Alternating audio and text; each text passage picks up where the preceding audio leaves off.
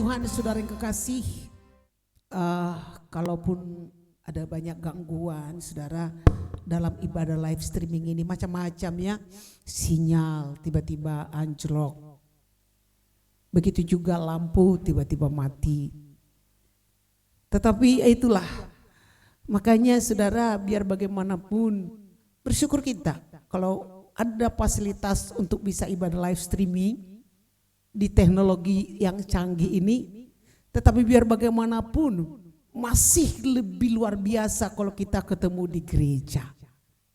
Dan itu juga tetap kita syukuri kepada Tuhan. Bapak Ibu, setelah seharian tim doa ada berpuasa, doa dan puasa di tempat ini. Terima kasih juga untuk tim doa yang senantiasa saudara memberikan dirinya, mengabdikan dirinya untuk berdoa kepada Tuhan. Saya tahu ini sampai sekarang mungkin ada gangguan ya, tolong disampaikan kepada operator kita, akan diusahakan semaksimal mungkin Bapak Ibu yang kekasih, dan walaupun demikian tetap kita berada di hadirat Tuhan. Haleluya. Saya mulaikan dari 2 Tawarik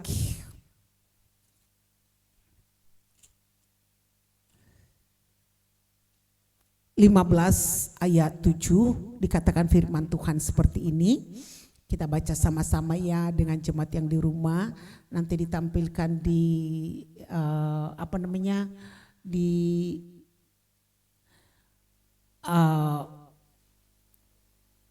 LCD kita, di siaran langsung kita nanti ditampilkan Bapak Ibu.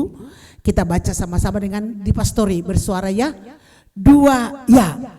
Tetapi kamu ini kuatkanlah hatimu, jangan lemah semangatmu, karena ada upah bagi usahamu. Sekali lagi 2 ya. Tetapi kamu ini kuatkanlah hatimu, jangan lemah semangatmu, karena ada upah bagi usahamu.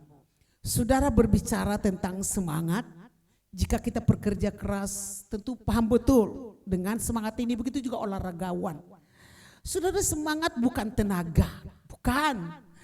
Tetapi orang yang kehabisan tenaga, walaupun sudah bekerja begitu mati-matian, tapi kalau dilihat tinggal sedikit lagi pekerjaannya akan selesai, akan sampai ada di ujung sana ada upah yang menanti, dia semangat. Sehingga kelelahannya hilang, sampai dia bisa mengerjakannya. Karena ada semangat. Begitu juga olahragawan yang berlari misalnya lari sekitar 500 meter. Waktu dia lari saudara 100 meter, 200 meter masih kuat, 300 meter kuat, 400 meter sudah mulai lelah, sangat lelah. Tetapi dilihat teman-temannya sudah di belakang, tapi tenaganya sudah mau habis saudara. Tetapi ada garis finish di depan sana. Garis finishnya itu tinggal 50 meter. Sebenarnya dia sudah kehabisan tenaga, tapi karena dilihat ada garis finish tinggal 50 meter, 40 meter, dia semangat kembali. Dia tiba ke garis finish itu saudara, dan berhasil menjadi juara. Saudara, semangat sangat berperan penting dalam keberhasilan seseorang. Apa sebabnya orang bunuh diri? Apa sebabnya orang yang patah semangat, tidak ada gairah, tidak ada semangat dalam hidupnya? Itulah orang-orang yang mau bunuh diri dalam hidupnya. Gak ada semangat lagi, gak ada kekuatan lagi. Ada banyak orang saudara, walaupun di sekitar kita kalau mencari pekerjaan, tamatan SMA sudah sulit diterima orang untuk bekerja. Tetapi coba lihat, walaupun dia tamatan SMA, dia semangat dalam hidupnya, dalam pekerjaannya, dia tekuni pekerjaan dia sukacita dalam pekerjaannya, bisa lebih sukses dari orang yang S1, S2, sarjana teknologi atau apa saja. Untuk apa pendidikan tinggi-tinggi S1, S2, S3 kalau malas bekerja? Iya kan? Kalau malas bekerja gak mungkin. Saudaraku yang kekasih, orang yang semangat dalam pekerjaannya, waktu 1 jam 2 jam gak terasa bagi dia bekerja. Sampai setengah hari gak terasa, tiba-tiba sudah mau makan siang. Ketika semangat lagi diulang lagi. Hasilnya tentu banyak sekali walaupun pendidikannya rendah. Pendidikan itu perlu juga pendidikan yang tinggi saudara. Tetapi orang yang tidak semangat dalam kerjanya cenderung malas. 1 jam itu rasanya lama sekali, apalagi 2 jam. Begitu juga orang semangat berdoa. Kenapa orang bisa duduk lama di hadirat Tuhan? Karena dia semangat berdoa. Kenapa dia semangat berdoa? Karena dia mau bicara dengan Tuhan. Ada yang diutarakan dengan Tuhan. Ada semangat dari dalam kehidupannya. Jadi saudaraku yang kekasih, semangat ini sangat berperan dalam keberhasilan seseorang. Dalam rumah tangga, kalau istri semangat melihat suami, suami semangat melihat istri, orang tua semangat melihat anaknya. Itu yang membuat orang tua sehat panjang umur. Dengarkan itu anak-anak. Ada banyak orang tua tidak semangat melihat anaknya. Sedih melihat anaknya. Takut mengingat masa depannya. Kenapa? Karena melihat anak itu juga tidak semangat. Menghabiskan waktu begitu rupa. Bagaimana nanti nasib anakku ini? Itu pemikiran orang tua. Saudara, di dalam kehidupan orang-orang sukses, orang-orang yang hebat itu saudara, orang-orang penemu listrik, telepon, penemu obat-obatan, mereka adalah orang-orang yang semangat dalam hidupnya. Pernah gagal? Sungguh sangat pernah. Penemu listrik puluhan kali gagal dalam hidupnya. Tetapi satu saat dia menemukan listrik ini. Kalau dia tidak semangat, tidak bisa kita menikmati listrik saat ini. Orang yang menemukan, yang bisa menciptakan pesawat terbang, hanya orang yang semangat. Pernah gagal? Pasti pernah gagal. Saudara, bagaimana dengan tanggapan Tuhan? Apakah tanggapan Tuhan tentang semangat ini? Tuhan menghargai yang namanya semangat. Dan dikatakan firman Tuhan, pentingnya semangat dalam hidup. Dikatakan ada upah bagi orang yang semangat. Itu sebabnya dikatakan, tetapi kamu ini kuatkanlah hatimu, jangan lemah semangatmu, karena ada upah bagi usahamu. Dan hal ini saudaraku yang kekasih, di dalam 2 Tawarik ini kita membaca kisah seorang raja yang bernama Raja Asa yang mau melakukan reformasi besar-besaran terhadap bangsa Yehuda yang dipimpinnya. Tetapi terlebih dahulu dia didatangi oleh Nabi Azaria bin Oded yang penuh dengan roh Allah, menyampaikan pesan khusus padanya. Dikatakan firman Tuhan,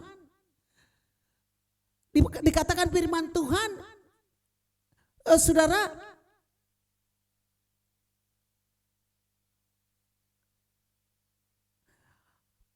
dikatakan dalam firman Tuhan mengadakan reformasi besar-besaran supaya dia semangat.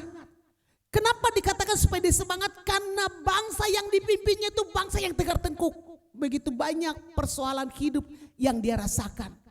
Tetapi saudara, akibat dari pesan dari hamba Tuhan ini, dia mendengar pesan itu dan terus melakukan reformasi di dalam kerajaannya. Apa yang terjadi? Kalau kita lihat di dalam firman Tuhan, kalau kita lihat terus saudara, tetapi di dalam ayat yang 19 dikatakan, apa yang dikatakan, tidak ada perang sampai tahun ke-35 pemerintahan Raja Asa. Tahun ke-35 pemerintahan Raja Asa. Saudara, tolong dulu, ini siaran ini disiarkan di YouTube juga kah? Oke, nanti oke lah. Oke, jadi puji Tuhan saudara, maaf kalau ada gangguan di tengah saudara. Jadi Tuhan menjanjikan ada upah bagi orang yang memiliki semangat tinggi sampai dikatakan kerajaan itu aman 35 tahun. Padahal saat itu peperangan demi peperangan terjadi di mana-mana. Semangat lawan katanya putus asa, tidak bergairah. Kenapa orang putus asa? Karena persoalan hidup, karena masalah. Kenapa orang putus asa? Karena ekonomi, karena sakit penyakit. Kenapa orang putus asa? Karena persoalannya dalam tidak sesuai dengan apa yang terjadi, dengan apa yang kita harapkan. Kenapa orang putus asa? Karena tidak ada lagi harapannya. Karena dia tidak mampu lagi memikirkan ke depan bagaimana selanjutnya. Padahal saudara, kekhawatiran kita yang ada saat ini belum tentu itu terjadi besok. Kekhawatiran itu hanya sebagian kecil itu terjadi. Dikatakan 85% dari yang kita khawatirkan tidak terjadi. Yang terjadi cuma 15%. 15% ini juga bisa kita atasi. Apalagi orang yang semangat di dalam Tuhan. Tetapi apakah cuma kita pernah kehilangan semangat? Tidak. Dalam Alkitab juga ada hamba Tuhan, nabi yang sangat terkenal, kehilangan semangat. Kalau kita baca dalam 1 Raja-Raja 19, ada nabi yang sangat terkenal, sangat berpengaruh, sangat dipakai Tuhan. Dia kehilangan semangat. Siapa dia, saudara? Namanya, saudaraku yang kekasih, Nabi Elia. Siapa Nabi Elia ini, saudara? Nabi yang dipakai Tuhan luar biasa. Banyak tanda mujizat, banyak tanda heran dipercayakan Tuhan untuk dilakukannya. Sampai pernah Nabi Elia berdoa supaya jangan turun hujan. 3,5 tahun tidak turun hujan. Doa Nabi Elia. Akibatnya terjadi kekeringan. Kita tahu ceritanya, Raja Ahab mencari dia. Raja Ahab dengan Isabel mau membunuhnya. Setelah mereka ketemu, mereka mengadakan satu hal peperangan di Bukit Karmel. Saya tidak menceritakan ceritanya. Di sana Nabi Elia memperlihatkan kuasa Tuhan. Persembahan dari nabi-nabi palsu tidak ada yang tidak diterima. Tapi persembahan Nabi Elia walaupun dibuat air sekelilingnya, api dari surga turun. Akibatnya apa? 450 Nabi Baal dibunuhnya di Bukit Karmel. Tidak turun hujan 3,5 tahun. Lihat, masih awan 1 telapak tangan di langit sana.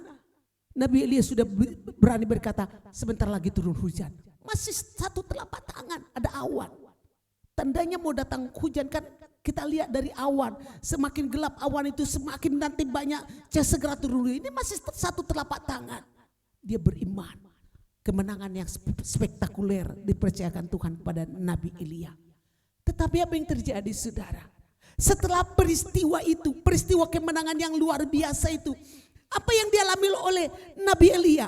Dikatakan dalam 1 Raja-Raja 19 ayat yang pertama, ketika Ahab memberitahukan kepada Isabel segala yang dilakukan Elia dan perihal Elia membunuh semua nabi itu dengan pedang, maka Isabel menyuruh seorang suruhan mengatakan kepada Elia. Isabel ini istri Ahab, saudara, yang sangat jahat, yang sangat bengis. Tapi ini yang dikatakan Isabel, ancamannya kepada Elia ayat 2. Maka Isabel menyuruh seorang suruhan mengatakan pada Elia, beginilah kiranya para Allah menghukum aku, bahkan lebih daripada itu, jika besok kira-kira pada waktu ini, besok ya kan, aku tidak membuat nyawamu sama seperti nyawa salah seorang dari mereka. Perempuan mengancam Elia, didengar oleh Elia, padahal baru saja dia hari ini dipercayakan Tuhan melakukan tanda mujizat yang heran, yang hebat. Ketika tanda mujizat itu terjadi, saudara, bangsa itu semua lalu menyembah Tuhan. Mereka sudah beralih dari Tuhan sebelumnya. Akibat doanya, akibat mujizat, bangsa itu kembali kepada Tuhan. Bukankah itu kemenangan spektakuler? Tetapi ketika datang ancaman kepada Elia, lalu apa yang terjadi, saudara? Dikatakan dalam ayat 3 dan 4 ini yang dikatakan Elia, ini yang dirasakan Elia, maka takutlah ia, lalu bangkit dan pergi menyelamatkan nyawanya. Dan setelah sampai di Betseba yang termasuk wilayah Yehuda, ia meninggalkan bujangnya di sana, tetapi ia sendiri masuk ke padang gurun sehari perjalanan jauh-jauhnya, lalu duduk di bawah sebuah pohon arar.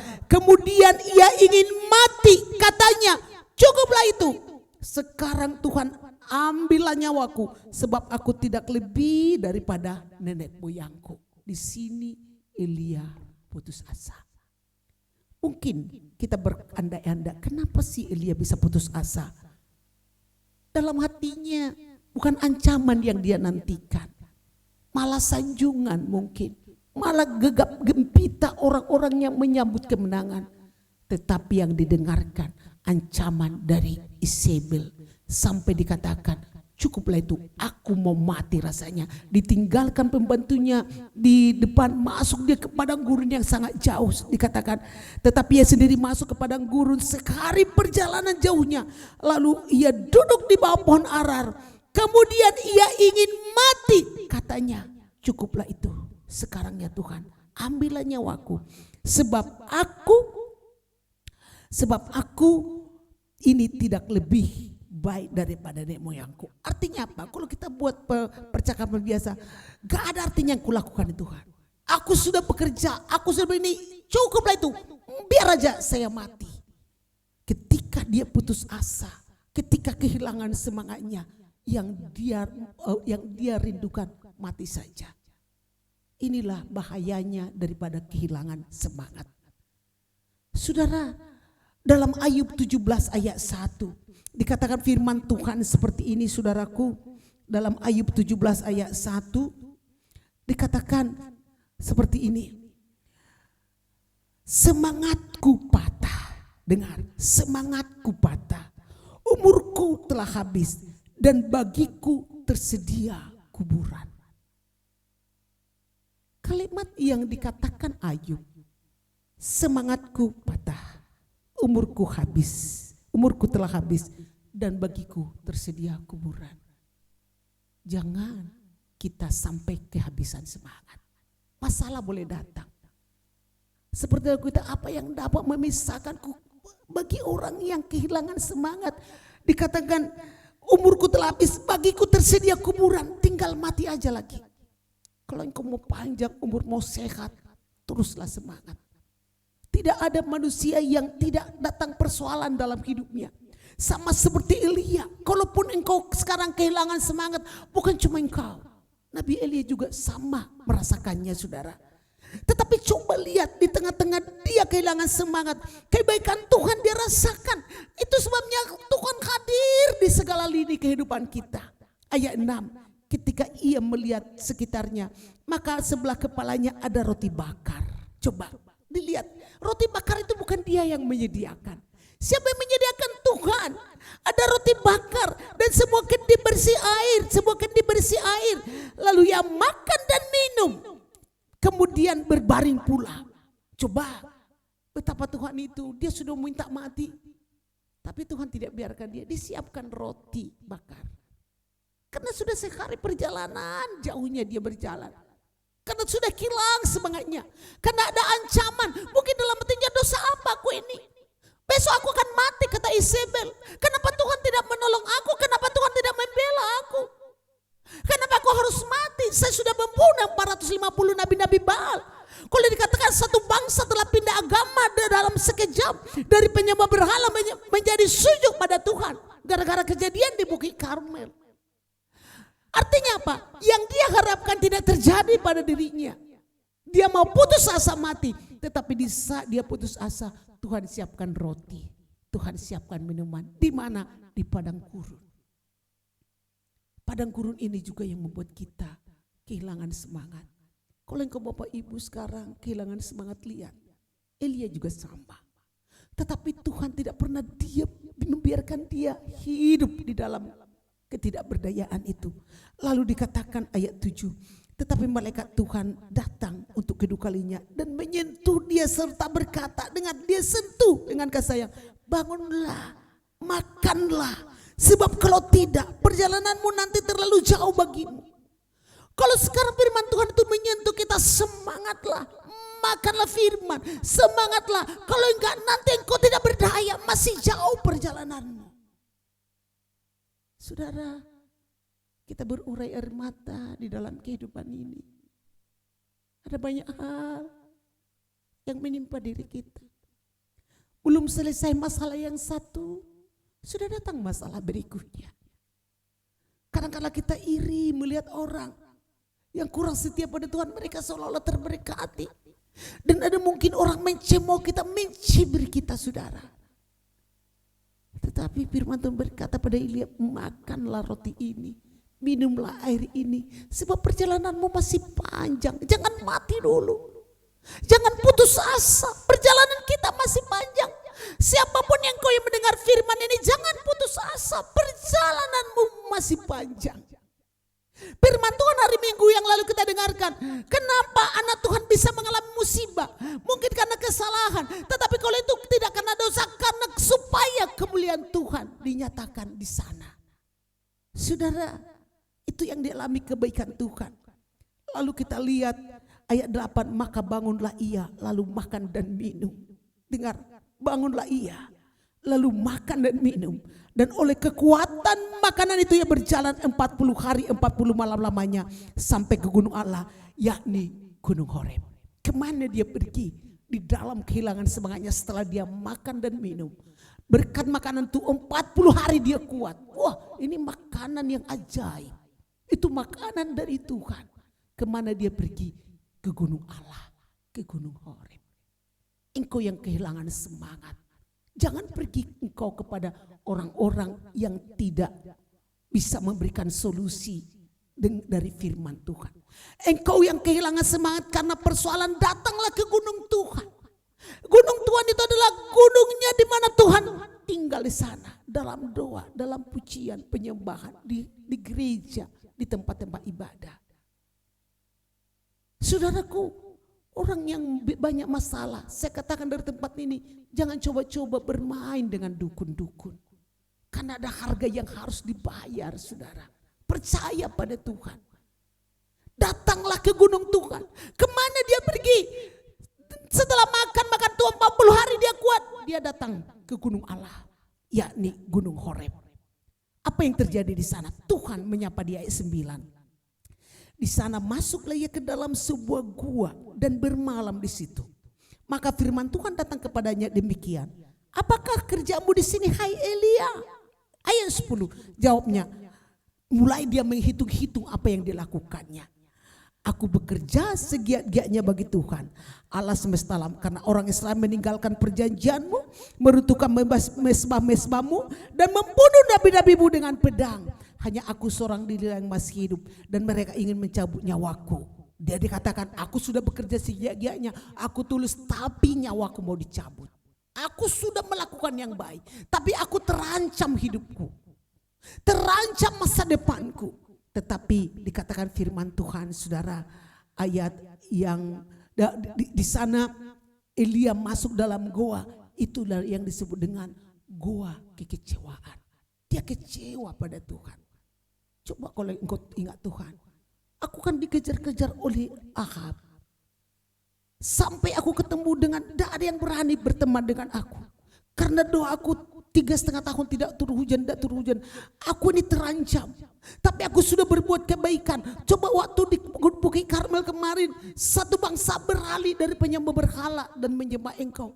Dia masuk ke dalam kekecewaan yang sangat dalam. Ini yang disebut dengan gua kekecewaan. Tapi Tuhan tahu itu. Apa kata Tuhan kepadanya? Ayat 11. Lalu firman-Nya, keluarlah dan berdiri di atas gunung itu di hadapan Tuhan.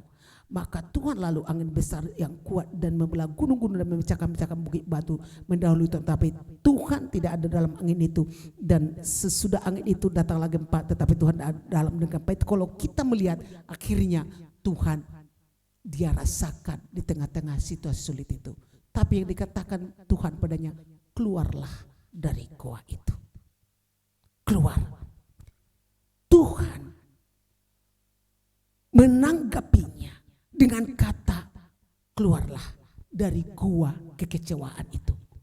Setelah itu Elia kuat di dalam Tuhan. Setelah itu Elia kembali segar lagi, saudara. Bagi kita sekarang lewat firman Tuhan ini, apa yang menjadi gua kekecewaan bagi kita, apalagi di hari-hari ini, saudara? Apa yang membuat kita kecewa?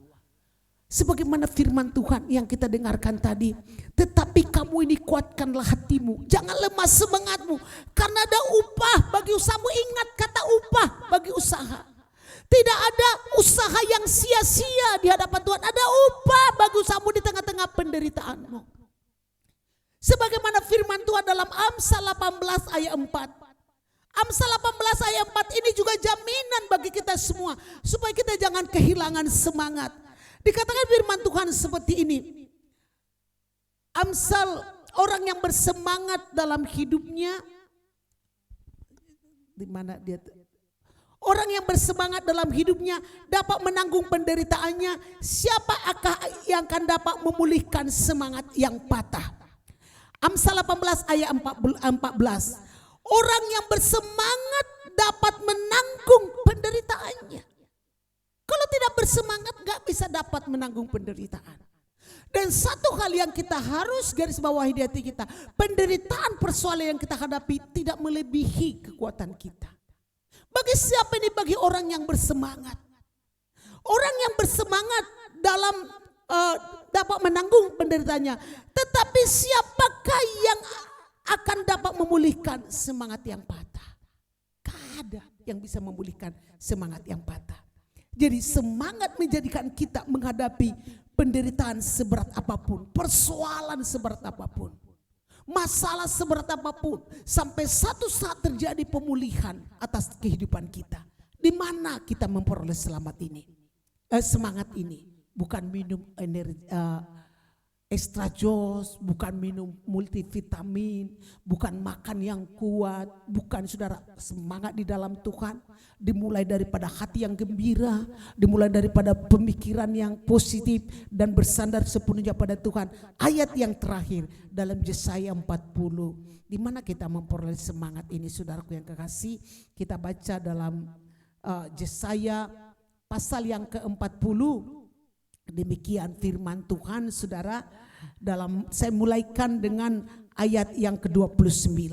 Yesaya 40 ayat yang ke-29. Demikian firman Tuhan. Dia yang memberi kekuatan kepada yang lelah. Siapa? Tuhan. Pikirkan itu ya. Makanya dalam kondisi yang capek, cari Tuhan. Cari Tuhan. Dia memberi kekuatan pada orang lelah dan menambah semangat kepada yang tiada berdaya. Engkau tidak semangat dari hidupmu yuk. Siapa memberikan kekuatan? Hanya Tuhan. Ayat 30. Orang-orang muda menjadi lelah dan lesu dan teruna-teruna jatuh tersandung. Ayat 31. Tetapi orang-orang yang menanti-nantikan Tuhan mendapat kekuatan baru. Orang-orang yang menanti-nantikan Tuhan mendapat kekuatan baru. Itu sebabnya nantikan Tuhan. Mulai dari pagi nantikan Tuhan. Hari-hari hidupmu nantikan Tuhan. Mereka seumpama raja wali yang naik terbang dengan kekuatan sayapnya. Mereka berlari tidak menjadi lesu. Mereka berjalan dengan tidak menjadi lelah. Pada saat malam ini Tuhan menyapa kita di masa pandemi. Semangat. Ayo semangat. Nantikan Tuhan. Semangat itu sungguh datang dari Tuhan. Firman Tuhan berkata orang yang bersemangat dapat menanggung penderitaannya. Tetapi kamu ini kuatkanlah hatimu. Dimulai dari hati yang kuat. Jangan lemah semangatmu. Bagian yang terakhir, ada upah. Jadi jangan katakan sia-sia aku menolongmu, sia-sia aku mendoakanmu, sia-sia aku menasihatimu. Jangan katakan itu, saudara. Jangan katakan kata-kata yang tidak baik akan diri kita. Ada upah bagi usahamu. Terpujilah Tuhan. Kita akan masuk dalam doa. Namun kita nyanyikan dulu sebuah pujian.